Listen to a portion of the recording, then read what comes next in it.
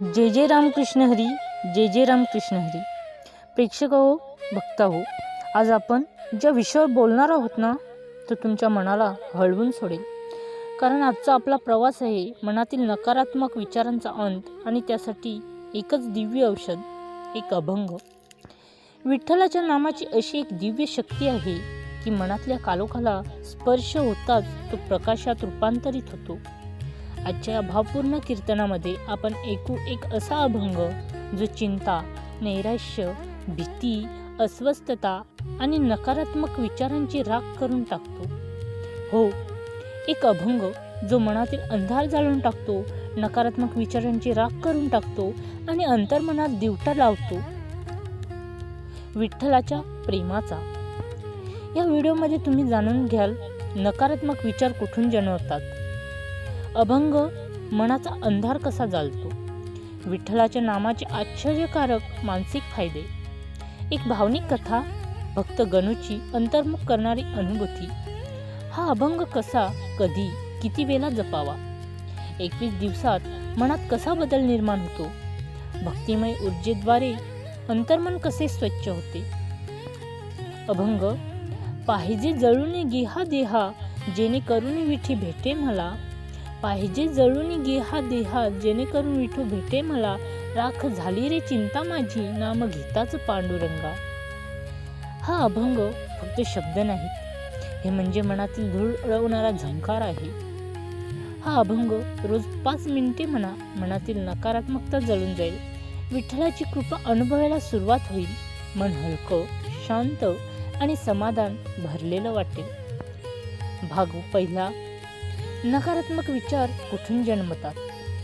बघता हो, आपण रोज बाहेर किती स्वच्छ राहतो, घर स्वच्छ, अंगण स्वच्छ, कपडे स्वच्छ, पण मनातली खोली स्वच्छ करायची आपल्याला आठवत नाही. आणि त्यानं स्वच्छ केलेल्या खोलीत काय जन्मतं? अंधार, भीती, मत्सर, वेदना, आणि त्याच्यातून जन्मतात नकारात्मक विचार. लक्षात ठेवा, मन कधीच रिकामं राहत नाही. तुम्ही त्यात चांगले विचार भरले नाहीत तर वाईट विचार आपोआप येतात. भाग 2. अभंग म्हणजे काय? अभंग म्हणजे शब्दांचे तुकडे नाहीत. अभंग म्हणजे अनुभूती, देवाच्या नामातून निर्माण झालेली शक्ती. तुम्ही विठ्ठलाचं नाव जपता तेव्हा तुमच्या मनात नकारात्मक विचार राहतच नाही. जसे सूर्य येताच अंधार पळून जातो, तसंच नाम घेताच मनातील काळोख पळतो. भाग 3. नकारात्मक विचार जाळून टाकणारा दिव्य अभंग. त्या अभंगात शक्ती काय आहे? शब्द नाही, लय नाही, भावना हो, पण त्यापेक्षा मोठी गोष्ट समर्पण. हा अभंग सांगतो, राख झाली रे चिंता माझी. मनातल्या चिंतेचं, भीतीचं, नकारात्मक विचारांचं एकच समाधान, जळून राख होणे. आणि ते कोण जाळतं? तुम्ही नव्हे, तुमचं सामर्थ्य नाही, ते जाळतो भक्तीचा अग्नी, नामाचा तेज. भाग 4. एक कथा. एक भक्त होता, नाव गणू. नोकरी गेली, घरात समस्या, मनात कालोख, रात्रभर झोप नाही, दिवसभर ताण.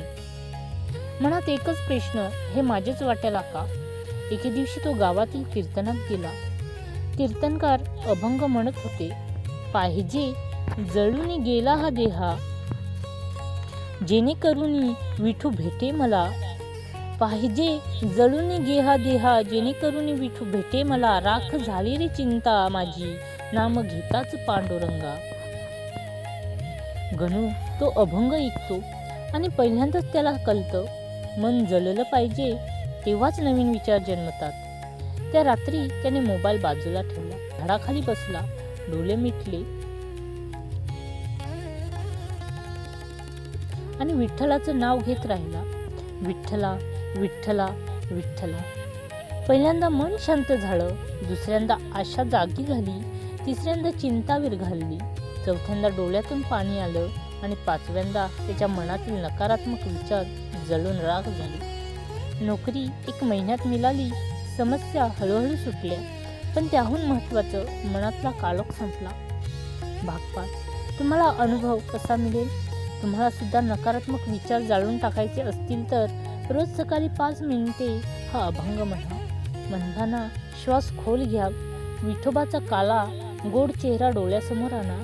मनातील दुःखांचे ढग त्याच्याकडे द्या आणि शेवटी म्हणा, राख झाली रे चिंता माझी. विश्वास ठेवा, पहिल्या 3 दिवसात फरक जाणवेल. मन हलकं होईल, काळोख कमी होईल आणि 21 दिवसात तुमचं मन बदलून जाईल. भाग 6. मन बदलल्यावर काय बदलतं? विचार बदलतात, बोलणं बदलतं, चेहऱ्यावर तेज येतं, आत्मविश्वास जन्मतो, दुःख हलकं होतं आणि सर्वात मोठं, विठोबाची कृपा जवळ येते. भाग 7. राख झाली रे चिंता माझी, नाम घेताच पांडुरंगा, पाहिजे जळून घे हा देह, जेणेकरून विठू भेटे मला. राख झाली रे चिंता माझी, नाम घेताच पांडुरंगा, पाहिजे जळून घे हा देहा, जेणेकरून विठू भेटे मला. भक्ताहो, जीवनात अंधार येतो, पण विठ्ठलाचं नाव घेतल्यावर प्रकाशही येतो.